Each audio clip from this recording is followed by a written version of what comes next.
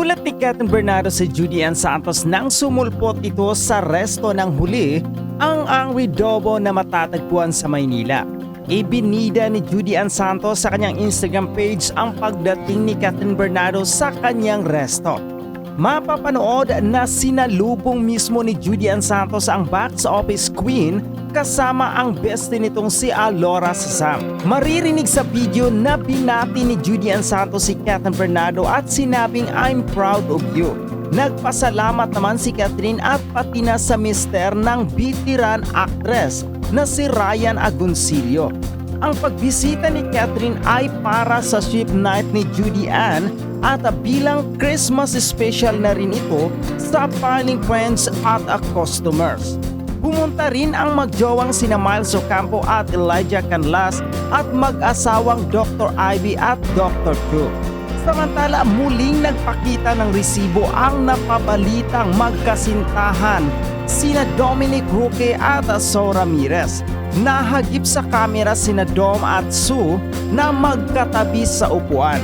Nagparamdam na sina Dom at Sue sa kanilang estado ngayong bilang masaya sa kanilang samahan. Samantala may bakasyon na grand retreat sa Bangkok, Thailand sa kanyang team si Catherine Bernardo matapos ang box office success ng Hello Love Again nila ni Alvin Richard. Sa Instagram, ipinagmalaki ni Bob Yap, long-time stylist ng actress, ang ilang larawan at videos ng kanilang naging trip. Nagpakasasa sa iba't ibang food at drinks at pamamasyal sa mga tourist spot ang team kasama si Catherine. As of December 1, 2024, kumita na ang Hello Love Again ng over 1.4 billion pesos sa global box office at ngayon highest grossing Filipino film of all time na.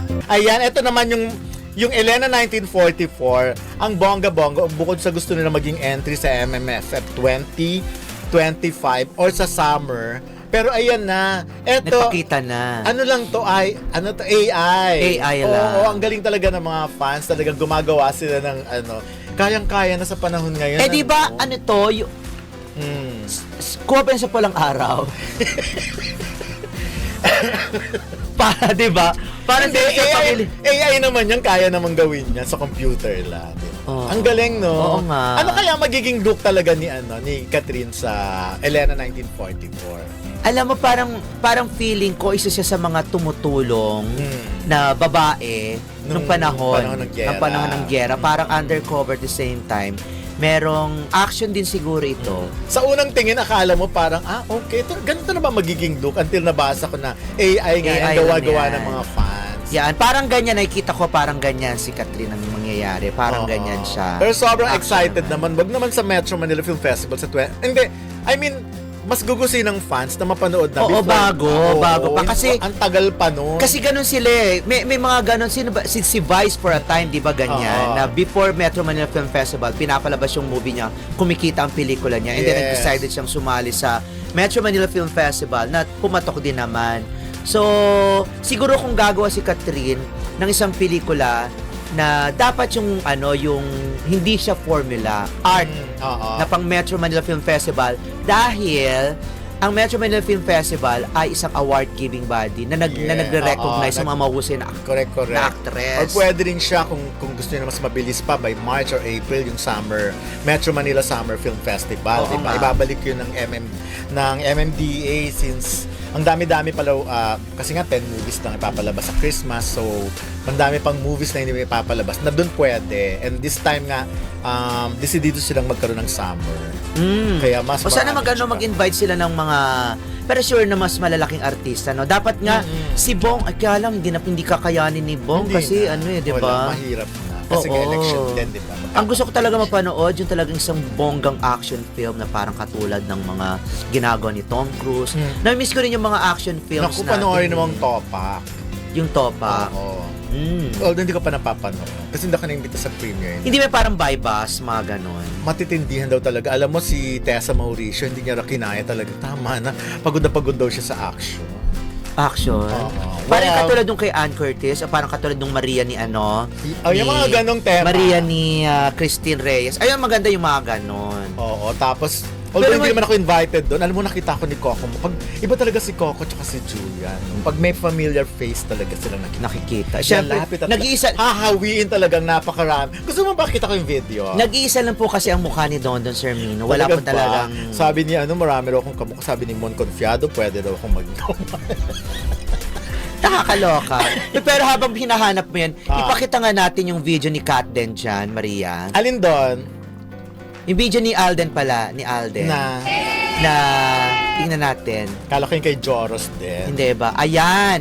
Ito ay ito pa. ginawa sa parang fun and fundraising ng Alden Richards Foundation. At dyan, parang nagkaroon ng auction. So, yung jacket na yan ni Alden na may Ethan jacket, nabili yan ng Ay, oo, 20,000 alam ko yan. pesos. Grabe. 20,000 pesos ng isang fan na dumalo dyan, napakayaman, 20,000. Mukhang Chinese eh.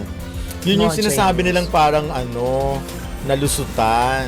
Si Bostoyo. Oo. Kasi nga, Tapos, may nakabili Siyempre, magkano? 20K. 20K? Oo, kasi fundraising niya, syempre yung... Moraita yun ah. Oo, pero syempre, pang ano naman yan, sa foundation, kung siguro na natunugan niya ni Boss Toyo, di ba? Kasi pwedeng pirmahan pa ni Alden yun, Meron Dagitan nga. yun, Meron sayang. nga. Ayan, oo. Hinubad ka agad ni Alden yung jacket. Alam mo, tapos meron pa siyang Alden doll, Pero Ayun. yayaman naman nila. Oo, 20,000. Pero ako, okay na sa akin. Kung may pera Ang ko. 20K, babae mo. Oo, kung meron akong pera, alam mo, sobra-sobra pera ko, bibilin Ako din, ko syempre, yan. bibiling ko rin yan. Tapos ipapa-frame ko. Papares tayo. Tapos magkakaroon ako ng photo ops kay Alden, Kay na meron Alden. na binibigay sa akin yan. Tapos, Something. after 10 or After mga 30 50, years, ibebenta ko 20 yan. years, benta mo na. Mga 300,000. Kumita pa ako. Mukhang tatong din. Di ba? Ang pwede naman ni Ayan. Alden, no, sa totoo lang. At Correct. paano siya. Makabait itong batang to.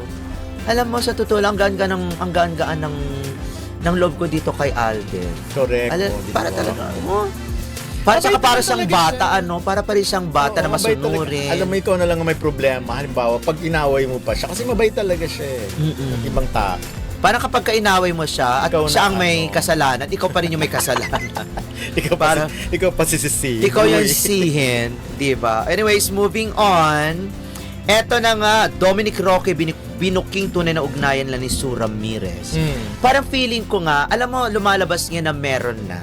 Inamin naman na. Meron na. Kahit dating, naman dating. Pero yung mga Dating na nga ba? magjowa na yung Magjowa Mga- na yun.